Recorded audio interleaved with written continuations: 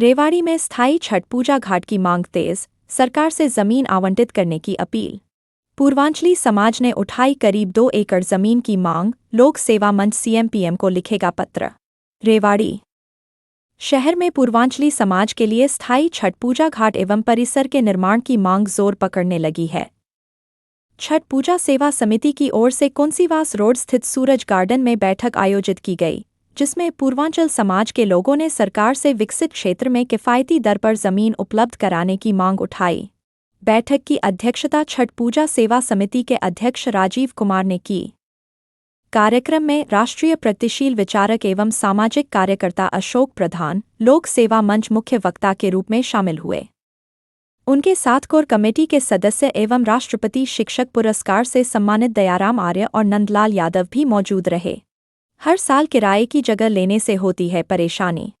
समिति के अध्यक्ष राजीव कुमार ने कहा कि वर्ष 1995 से रेवाड़ी और आसपास के क्षेत्रों में पूर्वांचल से आए लोग विभिन्न व्यवसायों और रोजगार से जुड़े हुए हैं। बड़ी संख्या में लोग यहां स्थायी रूप से रह रहे हैं और शहर के विकास में योगदान दे रहे हैं। उन्होंने कहा कि छठ पूजा पूर्वांचली समाज के लिए बेहद महत्वपूर्ण पर्व है, लेकिन स्थायी घाट नहीं होने के कारण प्रत्येक वर्ष पूजा के लिए अलग से जगह किराए पर लेनी पड़ती है। इससे आयोजन में परेशानी के साथ साथ आर्थिक खर्च भी बढ़ जाता है। समिति ने मांग की कि हुडा सेक्टर के विकसित क्षेत्र में लगभग 2 एकड़ जमीन किफ़ायती दर पर उपलब्ध कराकर स्थायी छठ पूजा घाट एवं परिसर का निर्माण कराया जाए। सरकार तक आवाज पहुंचाएगा लोक सेवा मंच। अशोक प्रधान ने कहा कि पूर्वांचल से आए मेहनतकश और प्रतिभावान लोग देश और प्रदेश की अर्थव्यवस्था में महत्वपूर्ण योगदान दे रहे हैं। उन्होंने कहा कि छठ पूजा केवल धार्मिक आयोजन नहीं, बल्कि सामाजिक मेलजोल, भाईचारे और आपसी एकता को बढ़ावा देने वाला पर्व भी है। उन्होंने सरकार से मांग की कि जिन जिला मुख्यालयों, कस्बों और गांवों में पूर्वांचल समाज के लोग बड़ी संख्या में छठ पूजा करते हैं, वहां आवश्यकता के अनुसार स्थायी छठ पूजा घाट विकसित किए जाएं। अशोक प्रधान ने कहा कि लोक सेवा मंच की ओर से मुख्यमंत्री और प्रधानमंत्री को पत्र लिखकर स्थायी छठ पूजा घाटों के निर्माण और जमीन आवंटन की मांग रखी जाएगी। 2018 से छठ पूजा में शामिल हो रहे हैं अशोक प्रधान ने बताया कि वह वर्ष 2018 से प्रतिवर्ष छठ पूजा के कार्यक्रम में स्थानीय लोगों के साथ शामिल होते आ रहे हैं। उन्होंने कहा कि छठ पूजा समाज में एकता, भाईचारे और सांस्कृतिक सद्भाव का संदेश देती है। उन्होंने भरोसा दिलाया कि जनहित से जुड़ी इस मांग के समाधान तक लोक सेवा मंच का पूर्वांचली समाज के साथ सहयोग जारी रहेगा। बैठक में संजय मिश्रा, बिमल ठाकुर, धीरेन्द्र कुमार, सरबजीत सिंह, प्रेम रंजन, प्रभाकर, ओम प्रकाश सिंह, वृजानंद दुबे, जितेंद्र कुमार, अक्षय कुमार और अजीत कुमार सहित बड़ी संख्या में पूर्वांचल समाज के लोग मौजूद रहे। उपस्थित लोगों ने स्थायी छठ पूजा घाट की मांग का समर्थन करते हुए सरकार से जल्द सकारात्मक कदम उठाने की अपील की। ये मेरे बड़े हैं जी, मैं इनका जिम्मा निभाता हूँ। बहुत ही मान सम्मान के योग छठ पूजा सेवा समिति के बहुत ही मिलनसार, बहुत ही आदरणीय और मेरे और आप सब के अजीज भाई राजीव यादव जी और हमारे मिश्रा जी, जो इस आपकी छठ पूजा सेवा समिति के आधार स्तंभ में से एक हैं। भाई साहब, ये भी भाई साहब बड़े अच्छे, और ठाकुर साहब को तो मैं शुरू से ही जानता हूँ, भाई साहब को भी जानता हूँ, इनको भी जानता हूँ। ये तो मेरे पड़ोसी हैं और आप सब से मेरे को जो मिलने का सौभाग्य मिल रहा है, मैं समझता हूँ कि ये कोई अच्छे काम किए होंगे, जो कि बिहार से आए हुए मेहनत कश लोगों से मुझे मिलने का बार बार अवसर मिलता है। क्योंकि बिहार के लोग इतने मेहनती होते हैं और आईएएस के रिजल्ट बताते हैं कि वो जो कीर्तिमान स्थापित कर चुके हैं और जो कर सकते हैं, इस हिंदुस्तान की धरती पे और किसी जमीन में वो ताकत नहीं है।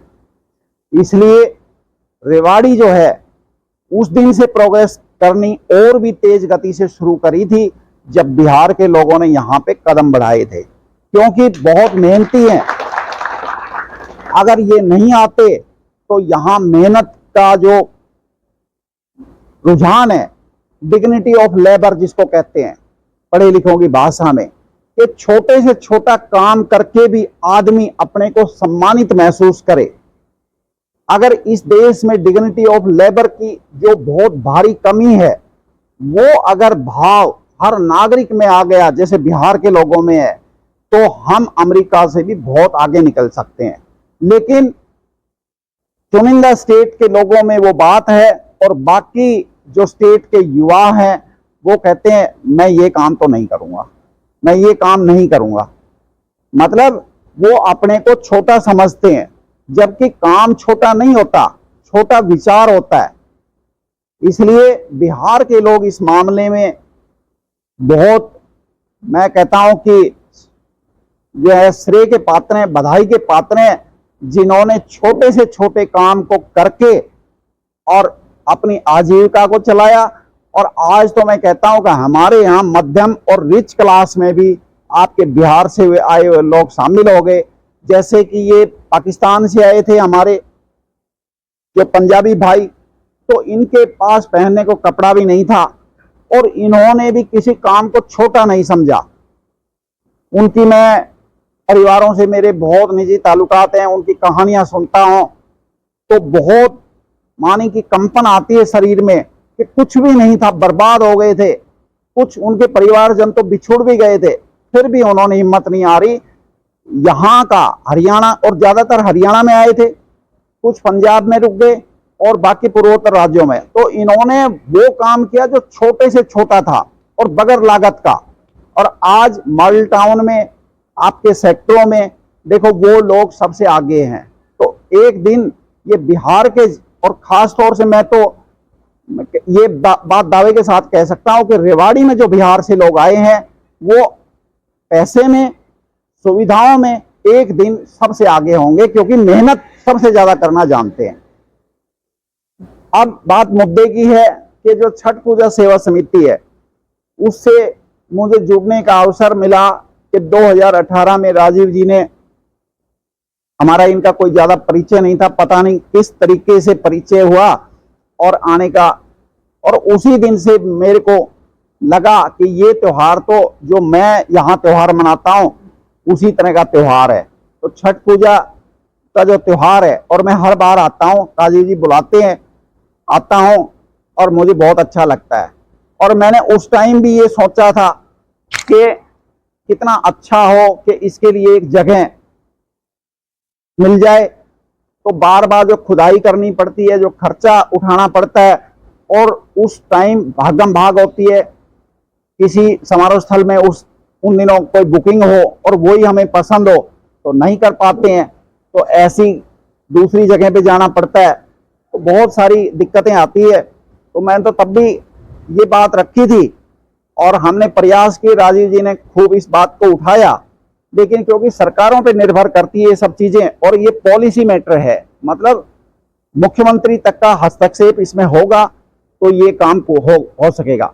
लेकिन अब हमने ये फैसला किया है कि इस काम को हम शुरू करेंगे आपके छठ पूजा सेवा समिति के नेतृत्व में, राजीव जी के नेतृत्व में, और हम सब इसके साथ खड़े होंगे।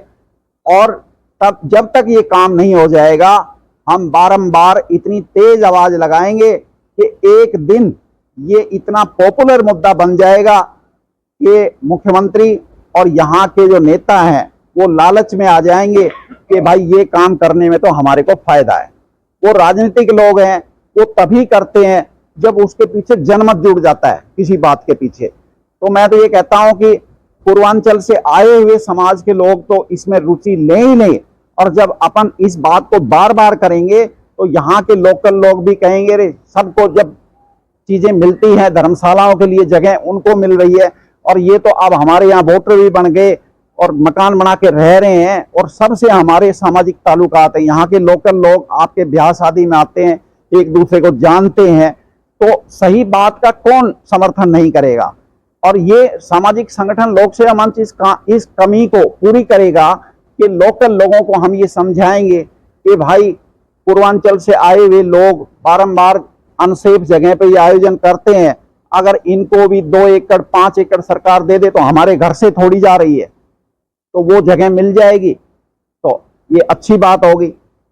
तो ये मुहिम स्टार्ट अपन करेंगे और डिप्टी कमिश्नर के माध्यम से, मीडिया के माध्यम से मुख्यमंत्री को सीधे तौर पे भी।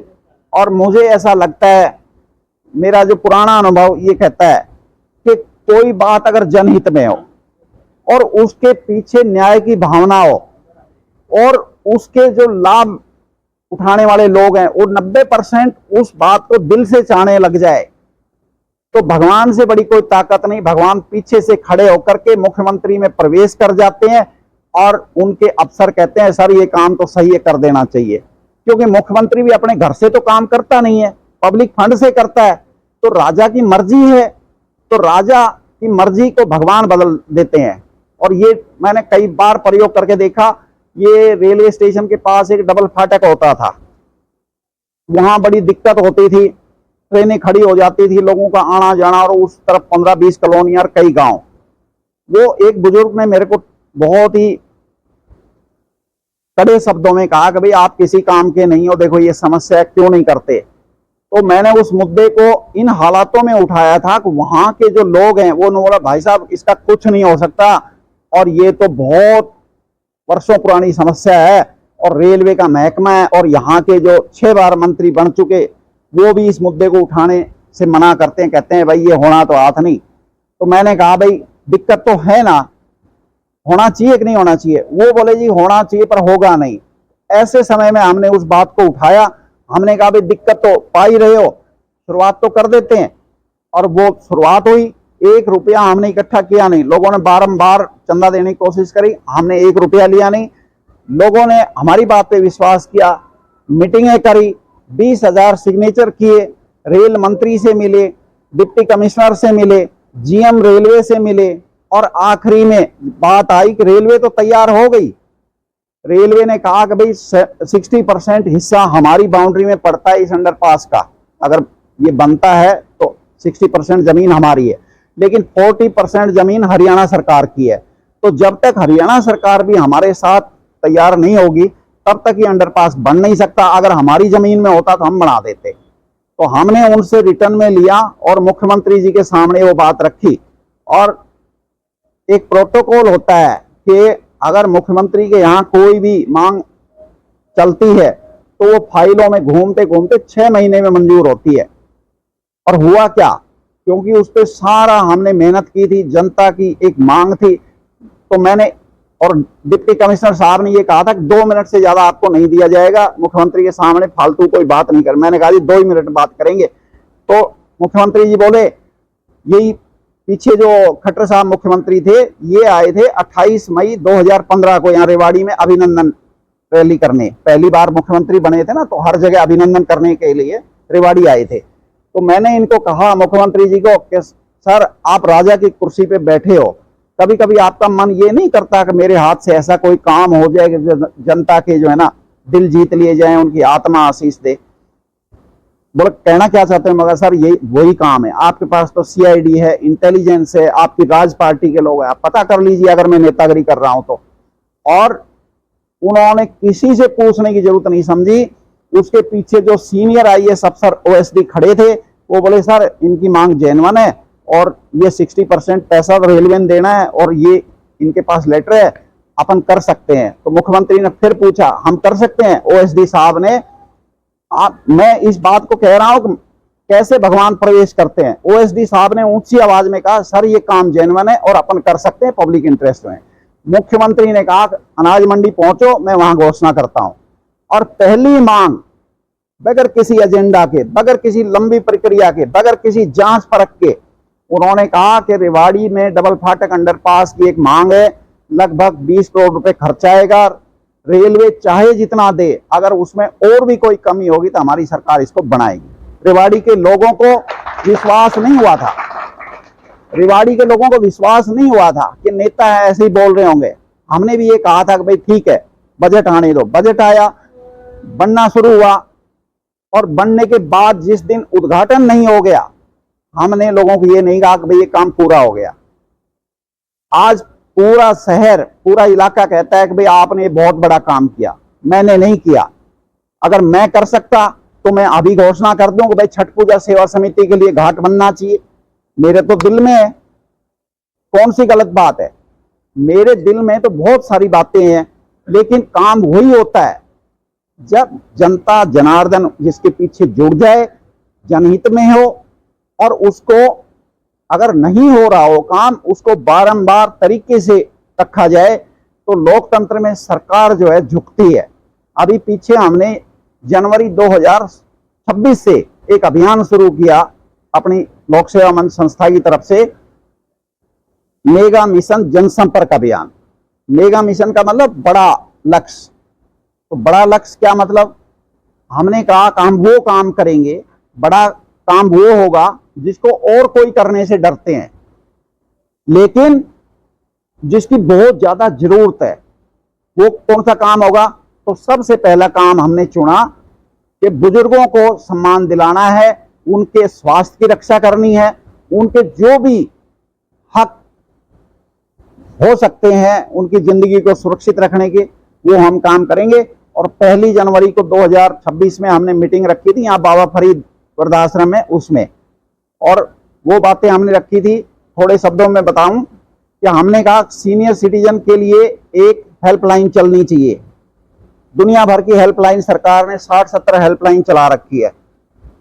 112 नंबर, 100 फायर ब्रिगेड की, child helpline, women helpline, highway पे पेट्रोल खत्म हो जाए तो 1033 घुमाओ, इतनी सारी हेल्पलाइन है।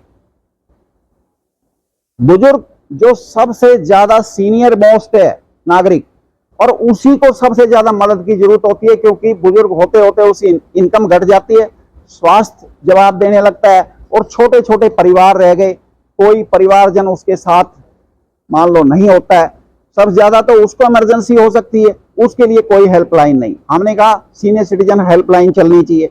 नंबर 2, उनका मेडिकल का जितना भी खर्चा है वो सरकार को उठाना चाहिए। नंबर 3, उनके लिए सीनियर सिटीजन प्रोटोकॉल लागू होना चाहिए। किसी ऑफिस में, सरकारी हो प्राइवेट हो, या किसी कोर्ट में किसी सीनियर सिटीजन का कोई केस, कोई फाइल, तो उसका सबसे पहले निपटारा होना चाहिए, और अफसर खड़ा होकर के उसको चेयर प्रदान करेगा और उसका जितना जल्दी हो सके काम करेगा। हमने रखा कि भाई 70% उनको बस, ट्रेन और एरोप्लेन के किरायों में छूट मिलनी चाहिए। कोरोना से पहले वो 50% होती थी, और सरकार ने कहा भाई योगदान दो, तो उन्होंने भी दे दिया। अब सबकी तो सुविधाएं बहाल हो गई, क्योंकि उनकी बेचारों की क्षमता नहीं लड़ने की, उनका 1 रुपया भी अब कंसेशन नहीं मिलता है। हमने सरकार के सामने मांग रखी है कि इनको 70% रेल में, बस में और एयर टिकट में मिलना चाहिए। ऐसी कई बातें हमने उनकी रखी है। युवाओं की हमने रखी है कि युवाओं के लिए सबसे पहले तो सरकार ज्यादा से ज्यादा रोजगार दे, जॉब कैलेंडर जारी करे। हरियाणा के युवाओं को, देश के युवाओं को यही नहीं पता कि वैकेंसी कब निकलेगी। ठीक है, चुनाव नजदीक आते हैं, जब नेताजी थोड़ा सा झांसे में डालने के लिए थोड़ी वैकेंसियां निकाल देते हैं, तो 4-4 साल तक वेट करते हैं, जब 5वां साल नजदीक आता है तब वैकेंसी निकलती है। हमने कहा ये सिस्टम ठीक नहीं है, जॉब कैलेंडर बनाओ, इस महीने में ये वैकेंसी भरी जाएगी, इस महीने में ये भरी जाएगी, इतने टाइम में रिटर्न हो जाएगा, इतने टाइम में ज्वाइनिंग हो जाएगी। दूसरी बात, कि सबको रोजगार सरकार नहीं दे पाएगी। खुद सरकार बोलती है कि हम नहीं दे पाएंगे सरकारी रोजगार, कुछ अपना काम करो। तो हम कहते हैं कि बच्चे पढ़ रहे हैं, अब पूंजी तो वो जो है अपने माँ बाप से मांगेंगे, और कितने माँ बापों की ये गुंजाइश है। आजकल छोटे छोटा कोई धंधा करो 20 लाख रुपए चाहिए, और कोई बच्चा बीटेक, एमटेक, आईआईटी से करके आ गया और एमबीबीएस करके अगर अपना हॉस्पिटल खोलना चाहता है तो 20 करोड़ तक की लागत आती है। कोई कंपनी खोलना चाहता है, टैलेंटेड बच्चा है, आप सोचो वो कंपनी खोले और वो कितने सैकड़ों बच्चों को रोजगार देगा, लेकिन पूंजी नहीं है, फिर वो नौकरी करता है।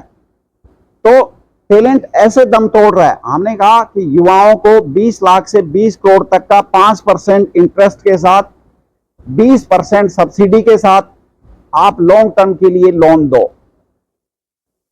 नीरव मोदी करोड़ों रुपए खा के भाग जाता है, पंजाब नेशनल बैंक के 1100 करोड़ रुपए जीम के चले गए, कितने कॉमनवेल्थ घोटाले हो गए, दुनिया भर के 1 रुपए की रिकवरी नहीं। अगर ये 1100 करोड़ रुपया नौजवानों को 20-20 लाख में देते तो कितने हजार युवाओं को स्वरोजगार करने का मौका मिलता और वो अपने परिवारों को पालते और भी 5-7 को अपने उसमें रोजगार देते।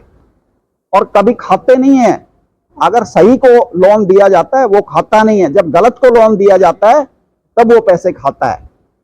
ये बात हमने उठाई।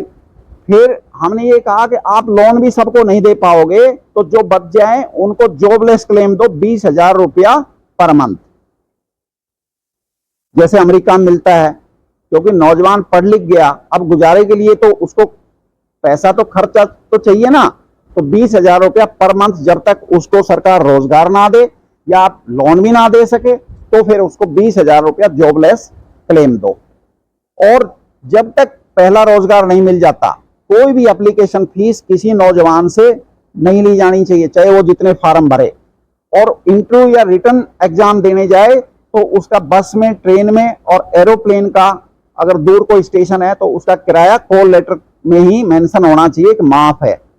और उसका फ्री मेडिकल चेकअप साल में 2 बार और मेडिकल ट्रीटमेंट वो फ्री ऑफ कॉस्ट होना चाहिए। और इनकम लेस ग्रुप जो भी हैं, चाहे बच्चे हैं, चाहे महिलाएं हैं, चाहे नौजवान है और सीनियर सिटीजन की तो हमने सीधी मांग करी है, इनका फ्री मेडिकल होना चाहिए इस देश में। तो ये बातें हमने रखी। और तीसरी बात हमने महिलाओं की उठाई कि महिलाएं जो है ना आधी आबादी है। आप सब जानते हैं कि हमारे देश की, समाज की आधी आबादी है और नेता बड़े अच्छे भाषण देते हैं कि महिलाओं तुम मातृ शक्ति हो, तुम सब दुर्गा का रूप हो और आधी आबादी महिलाएं। आपने देखा होगा कि 33% का उनको रिजर्वेशन पार्लियामेंट में पास किया गया और कब देंगे? 2029 में।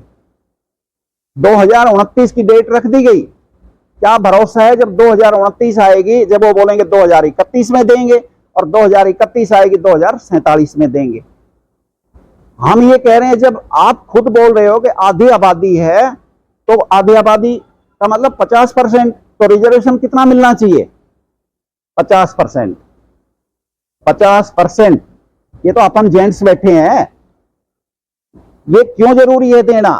देखो अगर न्याय राजीव जी जो बता रहे थे ना 2018 में, तो हमसे भी 2018 में ही मिले हैं, 2018 में। और काफी मतलब घरेलू संबंध हो गए इनके घर आना जाना।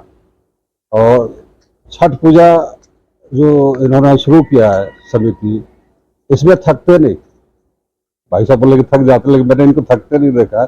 मैं इनको बोलता जरूर हूँ कि आप थक गए हो, थोड़ा सा रेस्ट जरूरी है, लेकिन थकते नहीं है।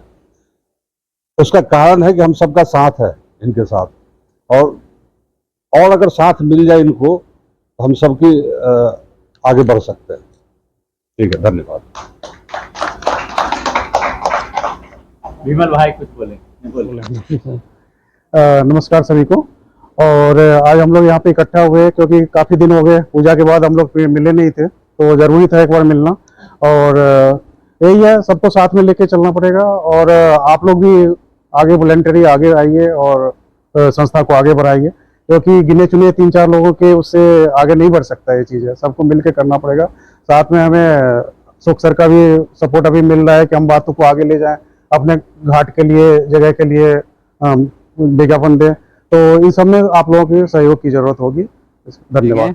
नहीं, मिश्रा जी बोलेंगे। आइए कुछ बोले, अपना भी रखिए। कुछ नहीं, क्योंकि पता है रास्ता, जब पता है हर दरवाजा जब वो होता है और जब लगता है मेरे को कि ये अब ये हम परमिशन के लिए या किसी चीज के लिए हम जब कुछ करते हैं और जब कुछ उसमें निचोड़ जब निकालना होता है तो ये बोलते हैं नहीं ये कीजिए।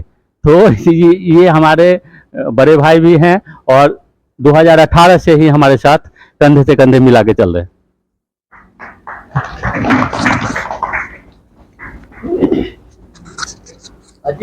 पहले तो सभी उपस्थित भाइयों को नमस्कार। आ जाइए। सबसे बड़ी बात है, चलो ये ग्रुप तो चल रहा है, छठी मैया का पूजा अर्चना हम लोग सब कर रहे हैं, जो कि पहले बहुत ही ज़्यादा मुश्किल था। अब कम से कम इतना है कि जहां हम रह रहे हैं वहां पे कर तो लेते हैं, सही से गलत से जैसे भी सबका सहयोग होता है, सबके साथ सारा काम हो जाता है। लेकिन जो मेरा मानना है वो ये है कि कम से कम 10-20 आदमी ऐसे हों नवयुवक जो कि खुद से आगे आके और इसमें अपना सहयोग दिया करें। अब बात वही है कि राजीव जी काम करते हैं, मेहनत करते हैं, नो डाउट, इसमें कोई शक नहीं है, हम लोग भी सहयोग करते हैं। लेकिन हाँ, ये है कि नए लोग आएंगे तो उन लोगों की जो एनर्जी है वो एनर्जी अलग लेवल की होएगी, उनका सहयोग मिलना बहुत ही ज़्यादा ज़रूरी है, तभी हम लोग आगे बढ़ेंगे। क्योंकि पुराने लोग ठीक है, कंधा लेके खड़े हैं आपके साथ में, आप लोग आइए, जैसे अब अक्षय है, ये लोग 2-4 लोग और हैं, तो ये लोग जैसे साथ रहते हैं तो अच्छा लगता है। तो इसी तरह 10-20 आदमी आ जाए ना तो ज़्यादा ही अच्छा लगेगा। प्रेम शंकर जी बोले 98 में आया, मैं यहाँ 95 में पहली बार ही आया हूँ।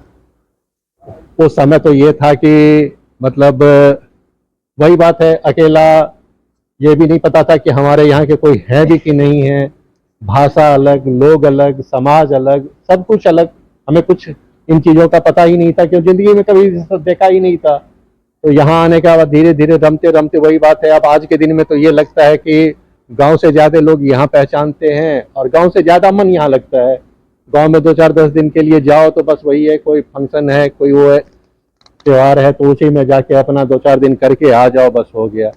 अब यहाँ तो यह है कि एक समाज बन गया है, तो उस समाज में अपने आप को स्थापित करने के लिए नवयुवकों को आगे आके अपना पूर्ण सहयोग देना चाहिए। राजीव जी को पीछे से सपोर्ट चाहिए, वो सपोर्ट दीजिए। सबका धन्यवाद। छठी माता की जय। तो जैसा कि सभी लोगों ने अपने अपने कुछ ना कुछ विचार दिए, कुछ मैं सबके थोड़ा सा समराइज करने की कोशिश करूंगा। पहली चीज तो ये कि युवा शक्ति को, जो हमारे एक्सपीरियंस लोग हैं, उन लोगों के साथ मिलके कंधे से कंधा मिला के आगे बढ़ना होगा। क्योंकि एक जब टाइम आता है जहां की चीजें ट्रांजिट होती हैं, यानी एक लेवल से दूसरे लेवल पे जाती हैं, उस केस में क्या है कि जब तक हमारा जो दूसरा अगली पीढ़ी जो है वो जब तक पुरानी पीढ़ी के साथ नहीं मैच करेगा तो कहीं ना कहीं एक गैप रह जाएगा। वो गैप जो है वो कहीं ना कहीं समाज के लिए कुछ नेगेटिव धारणा जो है वो कर सकता है। जैसा प्रेम रंजन भैया ने बताया कि जब वो 98 में आप शायद आए थे, जब आप 98 में, या मिश्रा सर ने बताया कि 98 में आए थे, 95 में आए थे, तब जो रेवाड़ी था और आज का जो रेवाड़ी है उसमें जमीन आसमान का फर्क है। तो दोनों चीजें क्या है कि आप अपनी संस्कृति को तो ला रहे हैं और यहाँ की संस्कृति को भी उतना ही सम्मान देना बहुत इंपॉर्टेंट है, इसमें कोई दो मत नहीं है। साथ ही साथ जो मैं अध्यक्ष जी से भी एक गुजारिश करूंगा कि जैसे हम लोग छठ पूजा के टाइम पे कितनी सारी पब्लिक हमारी इकट्ठी हो जाती है, हम सब कुछ करते हैं, कार्यकर्ता भी बड़ा मन लगा के काम करते हैं, लेकिन उससे पहले भी पूरे साल भी हम कुछ छोटी छोटी एक्टिविटीज करते रहें और उसमें अकेले कोई भी नहीं कर सकता। जो 4 पिलर्स जो मैं कहता हूं, एक तो हमारे राजीव भाई साहब हैं, मिश्रा सर हैं, हमारे विमल सर हैं और इसके अलावा धीरेन्द्र सर, जो 4 पिलर जो हैं, बाकी और लोग भी हैं, ठीक है, लेकिन ये जो मेन जो बहुत ज्यादा एक्टिवली पार्टिसिपेट करते हैं। तो उसके साथ साथ मैं ये भी कहूंगा जो नए बच्चे हैं, अगर ऐसा कुछ हम फ्यूचर में अगर प्लान करते हैं कि पूरे साल भी हम छोटी छोटी जैसे छबील लगा दिया, कभी भंडारा करवा दिया, कुछ ऐसी चीजें, तो उसमें जो हमारी युवा शक्ति का पार्टिसिपेशन है वो सबसे इम्पोर्टेंट है। क्योंकि उससे क्या होगा, पूर्वांचल छठ पूजा समिति को भी लोग और अच्छे तरीके से जानेंगे, उसको और सम्मान देंगे। तो इसलिए मैं बार बार रिक्वेस्ट यही करूंगा कि जब भी आपको बुलाया जाता है तो उसका कहीं ना कहीं एजेंडा यही होता है कि कहीं ना कहीं पूर्वांचल छठ पूजा समिति का भी जो अच्छे और भी विख्यात हो और भी उसकी जो भावनाएं हैं लोगों तक पहुंचे। दूसरी चीज जिसके लिए हम आज यहाँ इकट्ठा हुए हैं वो क्या है कि हमारे को एक परमानेंट एटलीस्ट जो छठ पूजा के लिए हमारे को जो मिल जाए, तालाब मिल जाए छठ घाट बनाने के लिए, तो वो होना चाहिए। उसके लिए भी हम सारे निवेदन करेंगे जो हमारे यहाँ के लोकल अथॉरिटीज हैं और उसके अलावा जो सरकारें हैं, कि हमारा ये भी निवेदन है आपसे भी कि हमारे को अगर परमानेंट कुछ मिल जाएगा तो बार बार हमारे को शिफ्ट नहीं करना पड़ेगा। हमारे कई बार होता है कि इस बार जी छठ का जो घाट का साइज है वो बढ़ाना पड़ेगा, उसके लिए फिर अलग तरीके से काम करना, तो वो चीज ना हो, हम भी सहूलियत से पूजा कर सके, क्योंकि ये आखिर हमारे धर्म का मामला है, ये हिंदुत्व का मामला है। तो उसमें हमारे को कहीं ना कहीं पूजा पाठ के लिए अगर मिल जाएगा परमानेंट तो वो बहुत कृपा होगी आपकी और लोकल अथॉरिटीज की भी। धन्यवाद।